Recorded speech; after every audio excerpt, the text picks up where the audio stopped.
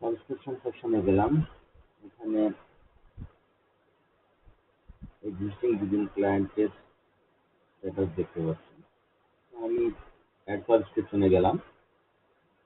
এখানে ফর্মের ক্ষেত্রে একটা গ্লিচ আছে, এরর আছে। সেটা হলো আমি ফর্মের বাইরে এই ব্ল্যাক পোর্শনের যে কোনো জায়গায় যদি ক্লিক করি তাহলে সে চলে যাচ্ছে। এটা আসলে একটা গ্লিচ। আমি এটা ফিক্স করে ফেলবেন। যতক্ষণ না পর্যন্ত ভেতরের ক্রস অথবা ক্যান্সেল অথবা সেভ এই তিনটার যে কোনো একটা আমি ক্লিক না করছি ততক্ষণ পর্যন্ত আসলে এটা যাবে না। যেমন আমি এখানে ক্লিক করলাম, চলে গেলে, ওকে ফাইন। যখন আমি এখানে ক্লিক করছি সে চলে যাচ্ছে।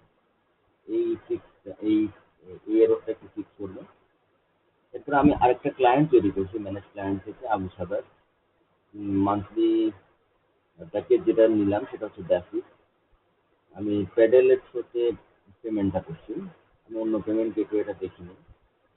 তো এটার মাধ্যমে যখন গেলাম সেখানে আমি একটা ট্রানজেকশন আইডি পাইছি। সেই ট্রানজেকশন আইডিটা আমি কপি করে এখানে অ্যাড করলাম। অ্যামাউন্টটা ছিল $25। আমি সেভ করলাম। আচ্ছা, এরর দেখাচ্ছে, একটু কাইন্ডলি চেক করবেন।